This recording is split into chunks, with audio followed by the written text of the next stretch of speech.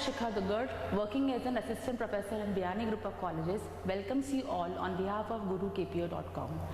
Today I am going to discuss about a topic, law of diminishing marginal utility. This is a consumer concept in economics, which determines the level of satisfaction in the consumer behavior. This topic is a cardinal approach. There are two approaches to measure the consumer satisfaction in economics, namely cardinal approach and ordinal approach. Cardinal approach means that it says that utility can be measured in terms of numbers, and the measuring unit is utils. And ordinal approach says that utility cannot be measured. So today we are going to discuss the cardinal approach of utility, which says that satisfaction or the consumer satisfaction can be measured in terms of number. This law is given by economist Professor Alfred Marshall, economist Alfred Marshall. Now let's start with the law of diminishing marginal utility. What does it say? It says that this law states that as we go on continuously consuming a commodity, at a point the marginal utility of that particular commodity goes on decreasing for the consumer, and the consumer doesn't want further to consume that particular unit more. It says that as he goes on adding more and more units of a commodity, at one point its utility goes on decreasing and it becomes negative, like this. Here on x-axis it is units of commodity, on y-axis it is marginal utility. As we are seeing in this diagram, when we are using one commodity of that particular unit, say for example I am consuming ice cream. If I am consuming one ice cream, my marginal utility is very high because I have not consumed earlier. The satisfaction will be, I will get the satisfaction more. As I am another ice cream, the marginal utility will decline another, and it goes on decreasing.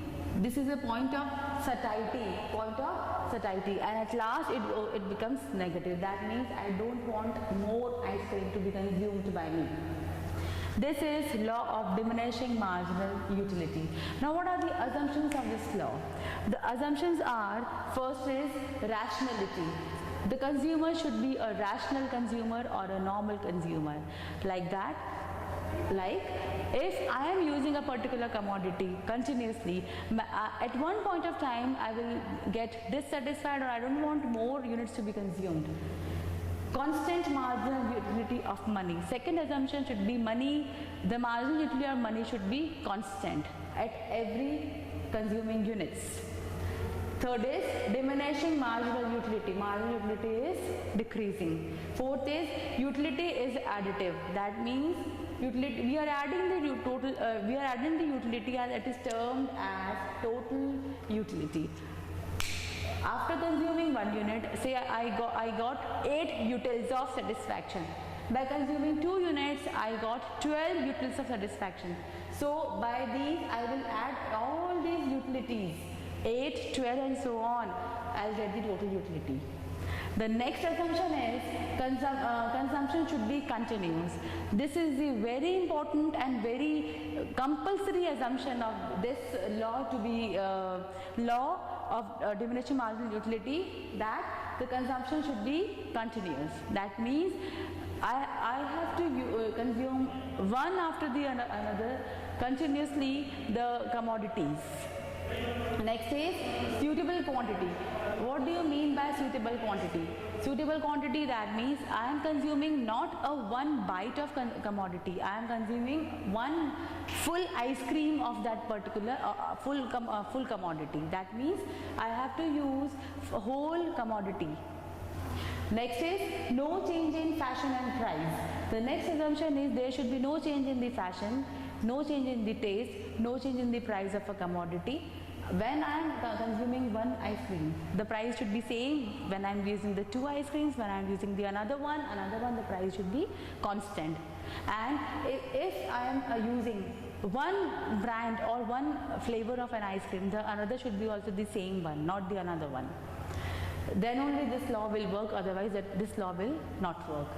Now next comes the reasons of law of diminishing marginal utility. What are the reasons of law? Why this law happens?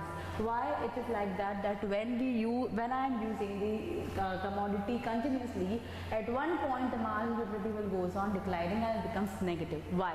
The first reason is satisfaction of a particular want. This happens because when I am using the one commodity, I have not consumed that commodity earlier, so I am very much satisfied by using the first one. And continuously when I am using the second one, I am little bit satisfied with the first one. When I am using the third one, I am more satisfied with the previous two commodities. So satisfaction of particular wants leads to the decreasing marginal utility. Next is human behavior. This is a human behavior that we get bored very easily when I am continuously doing a single thing, when I am continuously eating something, when I am continuously consuming something, the importance of that particular thing goes on declining. This is a human behavior. The third reason is less important uses of additional wants. The first ice cream will be very important for me. The second will be less important, and the importance will goes on declining. When I am very much thirsty, the first glass of water will be very important for me. Second will be less important, and again similarly it goes on declining. That's why the marginal utility goes on declining when I am continuously consuming a commodity. These all are the reasons for law of diminishing marginal utility. The next is, what are the exceptions of the law of diminishing marginal utility? On what point this law doesn't work? What are the exceptions? First is miser's collection. Miser means conjure. Miser, I have a lot of money, but I don't want to spend. I want to just collect. I am not satisfied with any of the thing. First is miser's collection.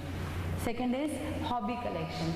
Hobbies are such things that by doing that thing, I want more and more to do that. Say for example, if I love dancing, I will do more and more dances. If I love singing, I will sing many more times, and I will be more satisfied as and when my songs are increasing. I will be more and more satisfied. My satisfaction level will not go on declining, it will increase. Next is rare commodities. Rare commodities or antique collection is another exception where this law of demand doesn't work. I want rare collections, I want rare antique things, so I want more and more of that rare collection. Next is change in taste and preferences. If I change my taste, or I change my preferences due to the technological changes, due to the environmental changes, my importance for that particular thing will also get changed, and I will not consume the another one. I will consume the different one. That's why this law doesn't work. Next is dissimilar units. As I have said earlier also, that the consumption should be the continuous as well as the similar one. That means if I am using one brand and one flavor of ice cream, the second unit should be the same. The flavor should not change, the company should not change, then only this law will work, otherwise this law will not work. That's why dissimilar units is the point, is the exception where this law doesn't work. Next is change in income. If my income has increased, then I will change the units, then I will change the company, then I will change my then I will come up with the different wants, because my wants are unlimited, so I will be moving from one want to another want. That's why on this change in income, because of this change in income, this law doesn't work. This is all about the law of diminishing marginal utility. Thank you all.